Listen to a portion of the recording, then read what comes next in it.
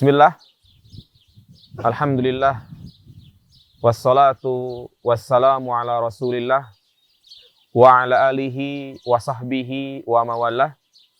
Ashhadu an la ilaha illallah wahdahu la syarikalah, wa ashhadu anna muhammadan abduhu wa rasuluhu la nabiyya ba'dah. Allahumma salli ala Muhammad wa ala ali Muhammad.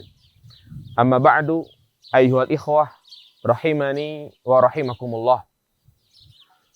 Rasul kita Muhammad sallallahu alaihi wasallam pernah menyampaikan, ala wa inna fil jasadi mudghah, idza saluhat saluhal jasadu kulluh, wa idza fasadat fasadal jasadu kulluh, ala wahyal qalbu.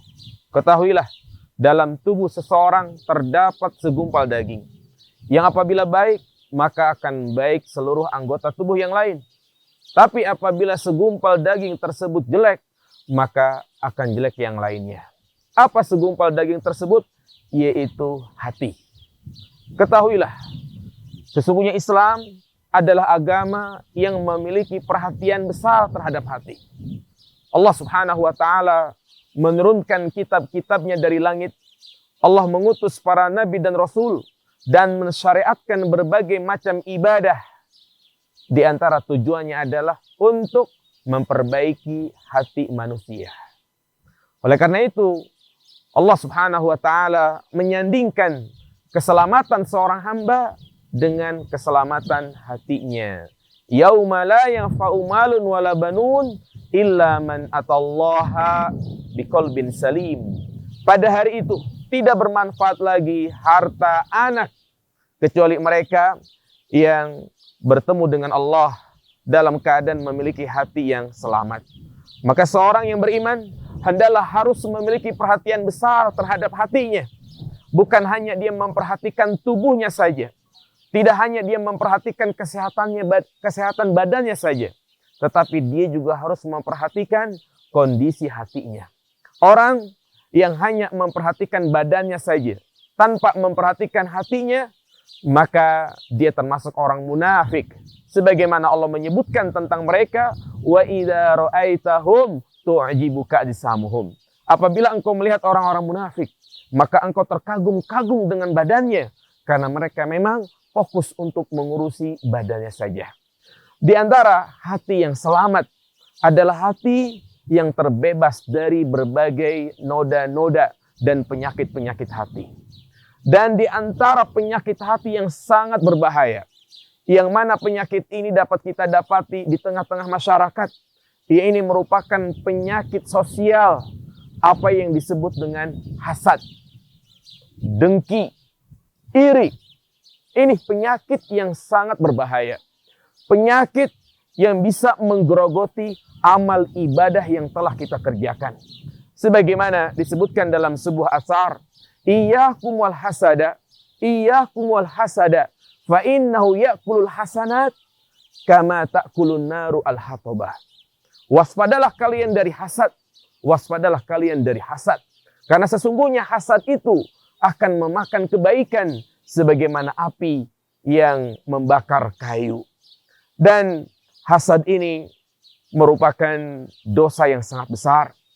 Dosa yang pertama kali terjadi di muka bumi dan dosa pertama di langit. Dosa pertama di langit itulah yang dilakukan oleh iblis laknatullah, di mana ia iri, hasad kepada Adam, yang saat itu Allah Subhanahu wa ta'ala memberikan banyak kelebihan kepada Adam. Iblis tidak terima. Ketika Allah katakan wa idz qulna lil malaikati isjudu li Adam fasajadu illa iblis aba wastakbara wa kana minal kafirin.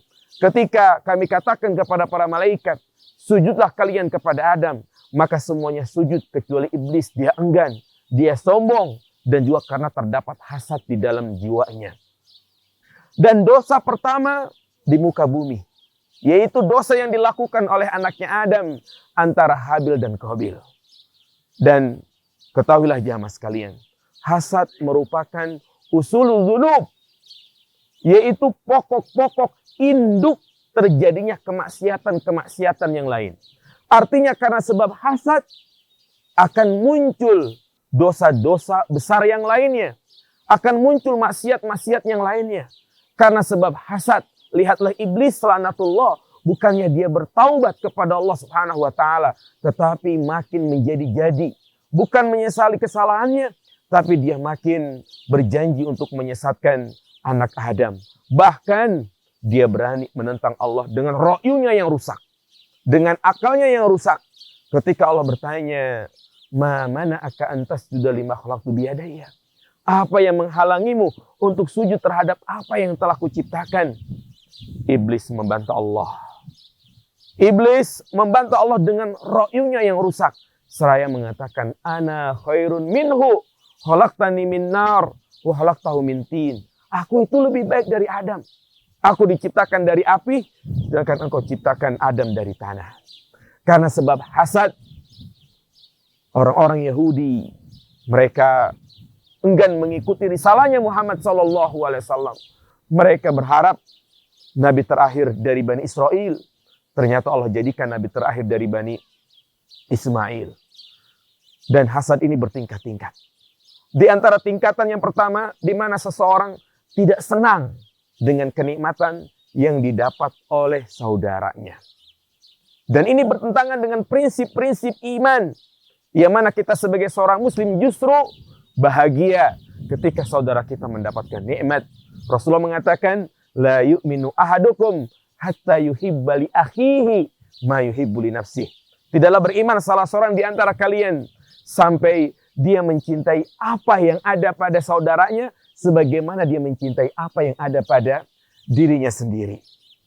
Dan ini menyalahi sabda Nabi SAW. Nabi mengatakan, "La tahasadu, wa la tabagodu, wa la tadabaru, wa la tanajasu, wa kunu ibadallah ikhwana." Janganlah kalian saling hasad, membenci, iri, membelakangi, mencari-cari kesalahan. Tapi jadilah hamba Allah yang bersaudara. Tingkatan yang kedua, di mana dia tidak hanya tidak senang, tapi dia berharap agar nikmat yang ada pada saudaranya itu hilang atau pindah kepada dia. Dan hasad yang paling berbahaya, dia bukan hanya mengharapkan hilangnya nikmat yang ada pada saudaranya, tapi dia berusaha bagaimana agar nikmat yang ada pada saudara itu hilang. Waliyadzubillah. Inilah bahaya hasad yang kita harus berhati-hati darinya. Terus mengingat kembali akan bahaya hasad. Karena ini bisa menghabiskan dan menggugurkan amal ibadah kita. Demikian, semoga bermanfaat. Subhanakallahumma wa bihamdika, asyhadu an la ilaha illa anta, astaghfiruka wa atubu ilaik. Assalamualaikum warahmatullahi wabarakatuh.